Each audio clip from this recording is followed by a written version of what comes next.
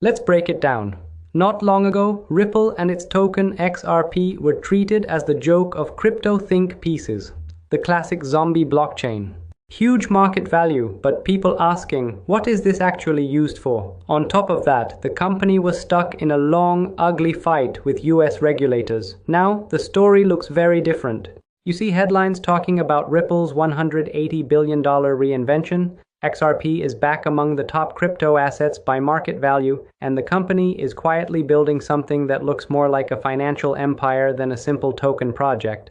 I'm Imran, a Middle East-based analyst who follows US politics, markets, and global affairs. Let's talk about what actually changed. First, escaping the shadow of the regulators.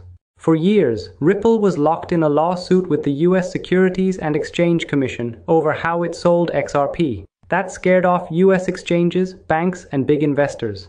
XRP looked radioactive. Over time, court rulings and a final settlement gave Ripple something it never had before: clearer rules around what XRP is and how it can be used and sold. Once that cloud started to lift, two things happened. XRP's price and market cap jumped back into the top tier of crypto, at times pushing above $150 or $180 billion. And more traditional investors, hedge funds, trading firms, even big asset managers, became a lot more comfortable touching Ripple and XRP again. Step 1 of the reinvention was simple: survive the regulators, get clarity, and stop looking like legal poison.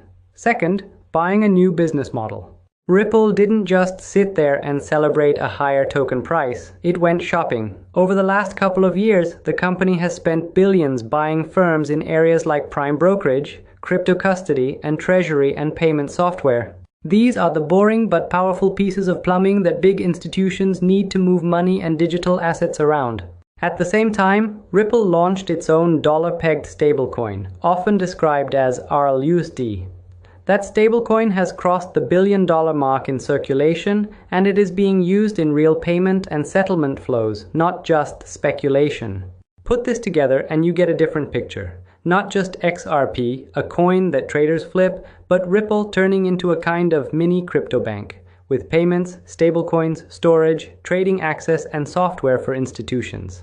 The private company itself has been valued around $40 billion in funding rounds, backed by serious names in finance. Meanwhile, the XRP token sitting on top of all this has floated in that 100+ billion range.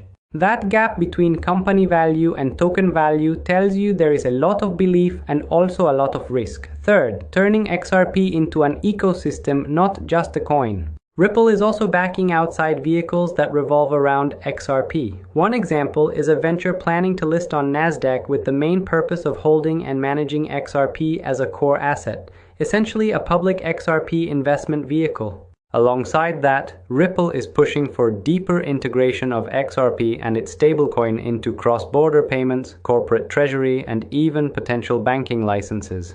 The idea is clear: position XRP and Ripple's products as core infrastructure in the next phase of digital finance, not just as a speculative game. From the outside, the strategy looks like this: use regulatory clarity to bring in traditional investors, use acquisitions to build real revenue streams. Use XRP's giant market cap as gravity to pull in more projects, funds, and infrastructure around it.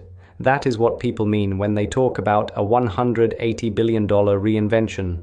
Not just a price pump, but a deliberate move from zombie chain to full ecosystem. So what does this mean for normal people? I'm not telling you to buy or sell anything, but there are a few clear lessons. In crypto, a project can look dead one year and be worth hundreds of billions the next if it survives regulation and builds real business.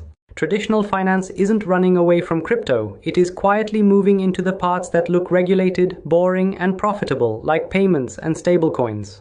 And the gap between token hype and company reality is still huge. So let's break it down one last time.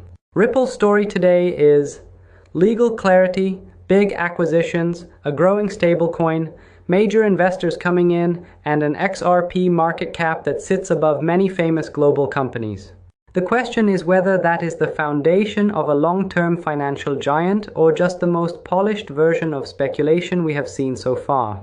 If you follow XRP or invest in crypto, tell me in the comments. Do you now see Ripple as real financial infrastructure or mostly as a speculative token wearing a suit? This is Imran Breaks It Down, and we'll keep breaking it down together.